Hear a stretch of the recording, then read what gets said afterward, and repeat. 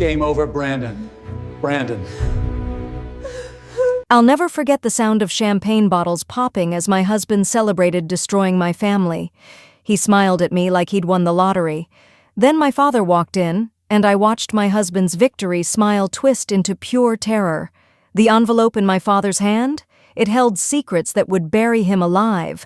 What I'm about to tell you will make you question everything you think you know about trust, love, and revenge.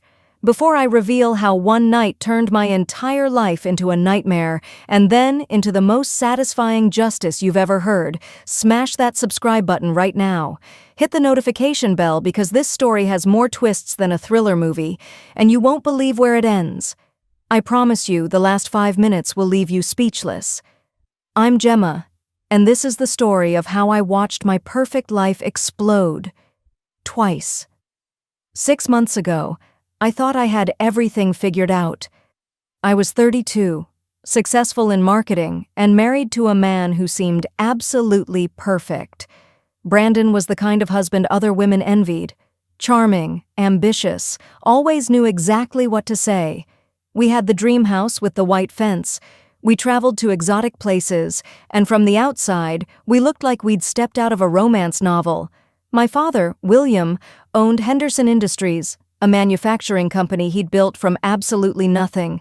Brandon worked there as operations manager, and my father always said he was like the son he never had. I should have known that phrase would come back to haunt us. But even in paradise, there are shadows. I started noticing things that didn't add up, small things at first.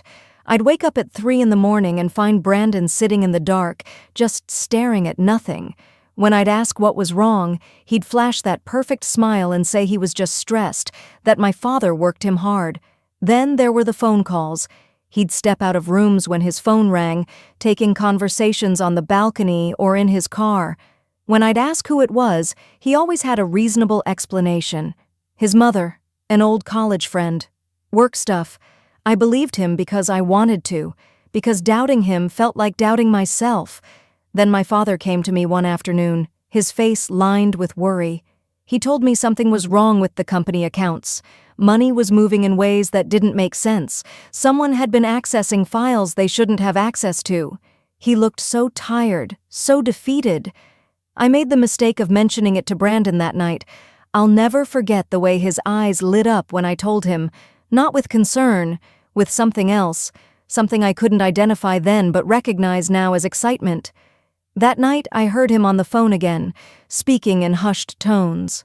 "It's almost time. Stay ready." My gut screamed at me that something was terribly wrong, but my heart told me to trust the man I'd married. I chose my heart. Biggest mistake of my life. Everything changed on a Tuesday morning. I was having coffee, scrolling through emails, when a courier knocked on my door. He handed me 2 envelopes, 2 separate legal documents that arrived at the exact same moment. The first was a court summons. Brandon was suing Henderson Industries for $2.5 million, claiming harassment, wage theft, and psychological torture. The second was divorce papers.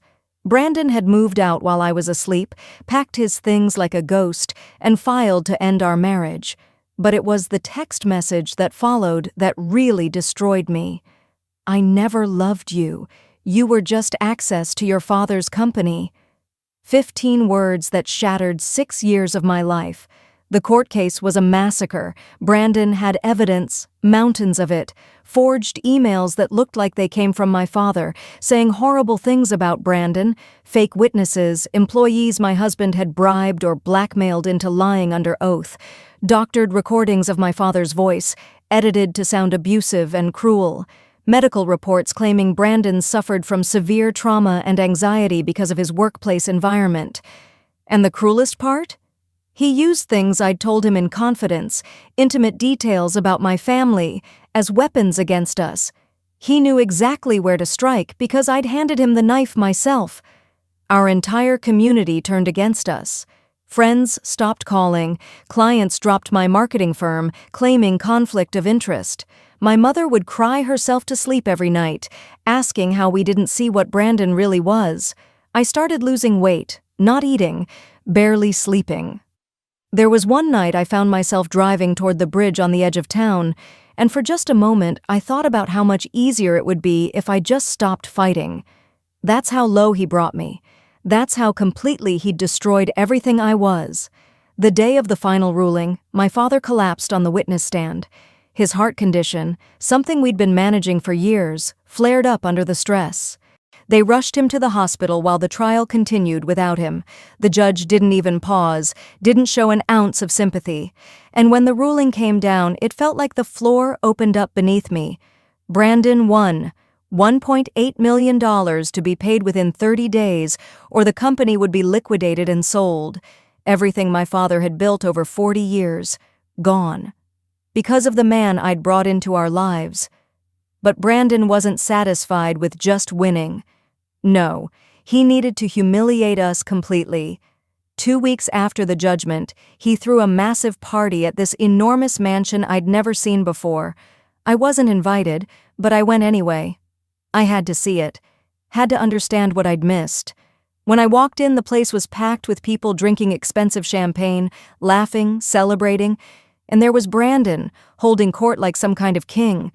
When he saw me, his face lit up with this sick satisfaction. "Oh, good. You're here," he said loud enough for everyone to hear. "You should see what winning looks like." Then she walked up and wrapped her arms around him. Carol, my former best friend. The woman I'd confided everything to, cried with, trusted completely. She kissed him right in front of me, and I watched Brandon's hand grip her arm so tight she flinched. "She understood ambition," Brandon announced to the room. "You were always too soft, Gemma. Too naive." The room laughed, actually laughed at my pain. I wanted to die right there. I should have left, should have walked out and never looked back. But something made me stay. Maybe it was the way Carol's eyes looked when no one was watching. Not happy, not victorious, scared. I slipped away from the party and found myself wandering through the house. Brandon was out on the balcony, phone pressed to his ear, and I heard him say something that made my blood run cold. "Phase 1 complete. Henderson's finished. Now we liquidate." A voice on the other end said something I couldn't make out, and then Brandon replied, "And the girl? She knows too much. She's broken. Nobody believes broken women. If she becomes a problem, accidents happen." He was talking about me, about making me disappear. Panic set in, but so did something else. Clarity, survival instinct. I snuck into what looked like Brandon's office during the party. His laptop was open, careless in his victory. I found offshore accounts with millions already transferred, partnership agreements with Martin Corporation, my father's biggest competitor. But the worst thing, the thing that made me physically sick, was a file labeled Project Gemma. Inside were photos of me from before we'd ever met, detailed notes about my personality, my vulnerabilities, my relationship with my father. A psychological profile that read, "Target is trusting, loyal to father, emotionally vulnerable after previous breakup. Ideal entry point to Henderson Industries." Our entire relationship had been scripted. Every date, every kiss, every "I love you" had been calculated. I was never his wife. I was his mark. I was about to run, to get as far away as possible, when the music suddenly stopped. The entire house went dark. For a few terrifying seconds, I thought this was it. This was the accident he'd planned. But then the lights came back on, and I heard gasps from the main room. I ran back to see what was happening, and I froze in the doorway. My father was standing in the entrance, not weak, not dying, not the broken man I'd left at the hospital. He stood tall, powerful, very much alive. And behind him were people in FBI jackets, a woman with a briefcase who I'd later learn was a forensic accountant, and a private investigator I recognized from true crime shows. Brandon's face went white, actually drained of all color. "William," he stammered, "you look, well." You could hear the disappointment in his voice. He'd been expecting a dying man, maybe even hoping for it. My father smiled, but it wasn't warm. It was the smile of a predator who'd finally cornered his prey. "Disappointed? I know you've been waiting for my funeral." Brandon tried to laugh it off, that same charming laugh that had fooled us all. "This is my party, get out." But my father didn't move. "No, this is your funeral, son." What happened next was the most beautiful destruction I've ever witnessed. My father walked to the center of the room, and someone handed him a remote control. The massive TV screen flickered to life, and suddenly everyone at the party was forced to watch the truth unfold. The first image was a driver's license. But the name wasn't Brandon. It was Brett Calloway. My husband wasn't even who he said he was. The screen showed police reports from 2 other states, warrants for fraud, documentation of 3 other families he'd destroyed exactly the same way, married into them, gained their trust, bankrupted them, disappeared. Then Carol stood up, and I thought she was going to defend him. Instead, she reached under her dress and pulled out a small device, a wire. She'd been recording everything. "I'm not his girlfriend," she said, her voice steady and clear. "I'm a private investigator your father hired 6 months ago. Everything Brandon said tonight, every threat, every admission is recorded." The room erupted in chaos. People trying to leave, others pulling out phones. But the FBI agents blocked the exits. My father wasn't done. The screen changed again, showing bank records, email trails, recorded phone calls.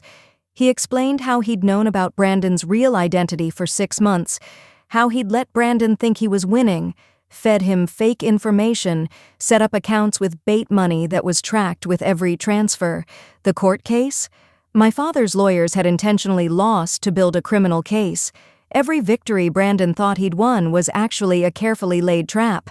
The FBI had been watching everything, building a federal case that was so airtight Brandon would never see freedom again. Then came the final twist that made my knees weak. My father pointed to a man in the corner.